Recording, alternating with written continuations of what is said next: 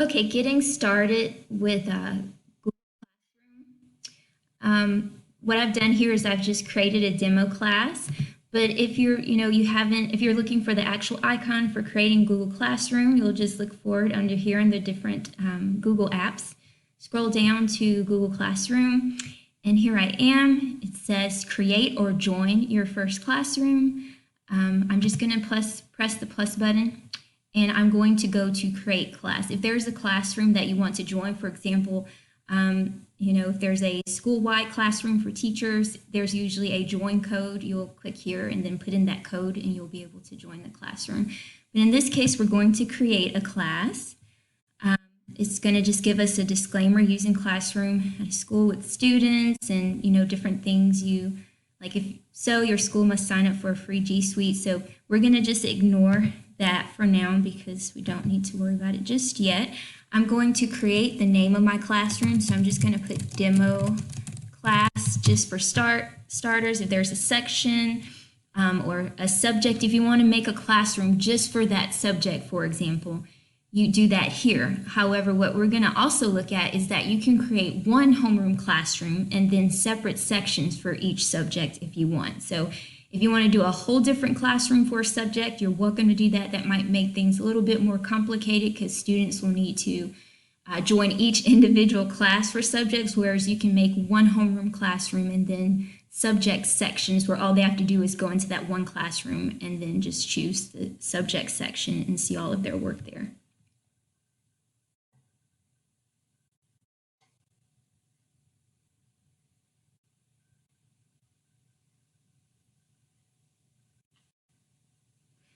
So there's my demo classroom. It's giving me the option to invite students. We're gonna, go back to that a little bit later. Your class code for joining, it's gonna generate a little a number and letter mix right here, and that's what your students will need in order to join your class. You can also invite students under people. You can invite students, you can invite co-teachers, and we will look more at that a little bit later. So we're going to start off with our class. So for example, if I want to create a classroom, let's say a classroom assignment. Let's see, making sure. Okay, so I'm going to just go to classwork. I'm going to go to create. Here I can create an assignment, a quiz assignment, a question of the day, or a ticket out the door question.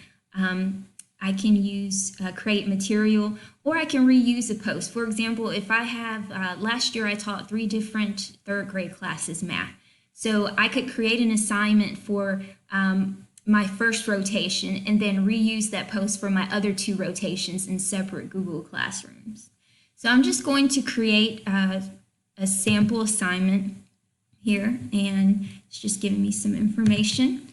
I'm going to just put demo assignment here, and then my instructions that I want to include, I can include those here. I can actually link items here. For example, if I have a Google Slides document or a Google Doc document, if there's a picture associated with my instructions, or if there's a worksheet, if there's a video, any of those things I can include. When you come here, it's going to give you the option to set a due date. For example, if I want students to have it to me in 1 week's time, I can actually post that day. I can post by what time. And then basically students will be able to see that this assignment is due at this day at this time. And if I have multiple assignments, it will show me in which order, which is my assignment that's coming up next. So which one's due first, and they'll usually be ordered in that way. And so here's the topics section.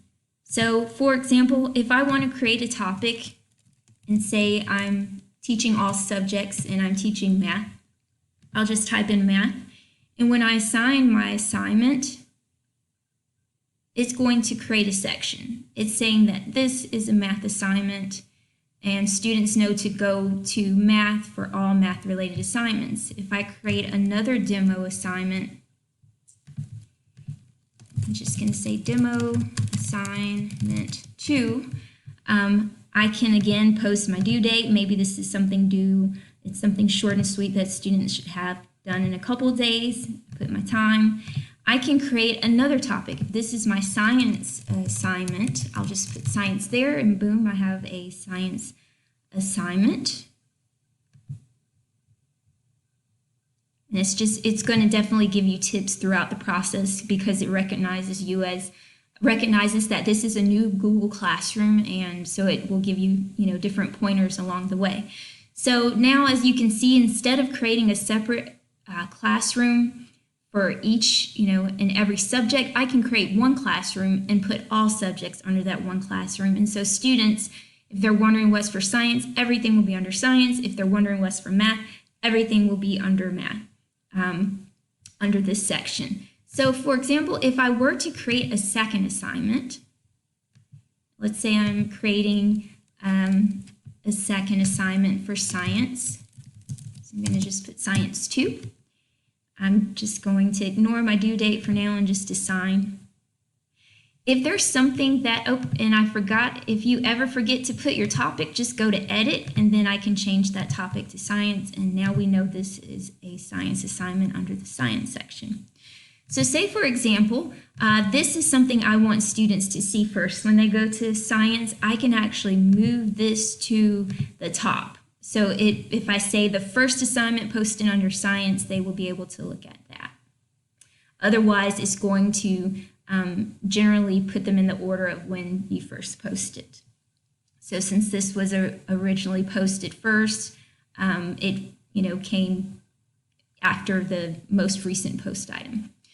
So now that I've done that, let's say I want to create a topic for, I'm just going to put important stuff, and that might just be a general section, for example. So if I want to go live, what I'll do, and we'll come back to important stuff because that's where we're going to place our Google Meet link for students to join.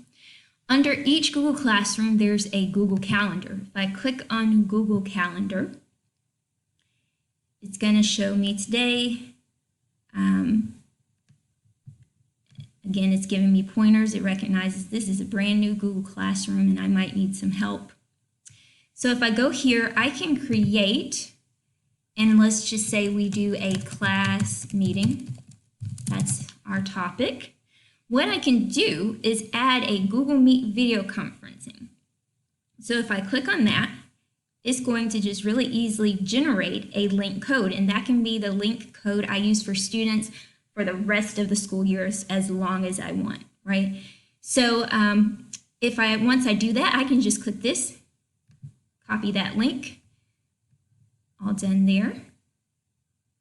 Oh, let me make sure I save it. So there it is on my calendar.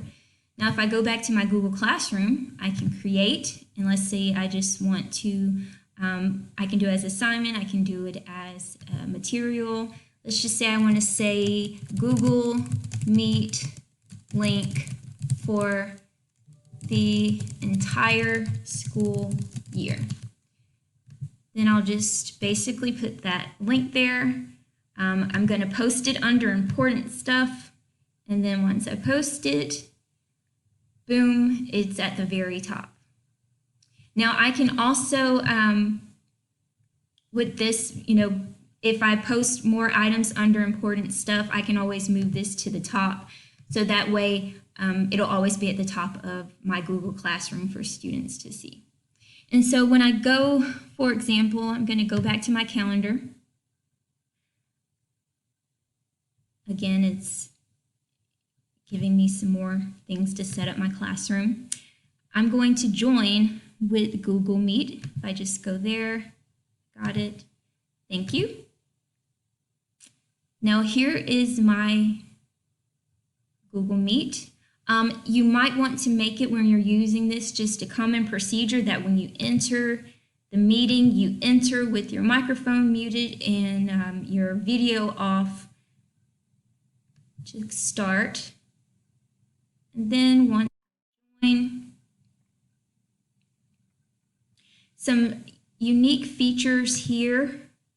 Of course, you can change layout. You can go full screen. One really cool thing is to turn on captions. So let's say that you're speaking to students and maybe you're having some volume issues. It will actually, transcribe what I'm saying. So let's see if it'll let me do this right now.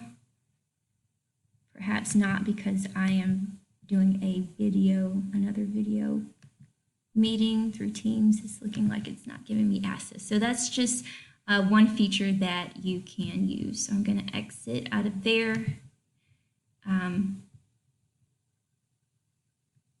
And basically, this will also alert students in your classroom, since this is your classroom calendar of when the meetings are coming up.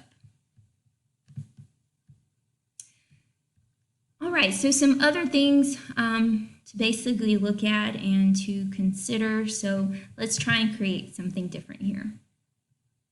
So let's say I'm creating a question. Let's just put question of the day, and my instructions might say, let's see, what's your favorite color, right? I can assign this to all students, or if I set up student groups, I can assign it to specific student groups. I can put the points here. I can set my due date. You can give the feature of students being able to reply to each other, or whether or not you want students to be able to edit their answers. Those are some things to consider. And within the Google Classroom system, you can basically set it up to where there are basically specific answers. So for example, let's say I did multiple choice. I could add options. So the correct answer is purple, because that's my favorite color. We'll just say that for now. So we'll do purple, red, blue, green. And let's say that I want purple. Okay, there we go. Those are the options here.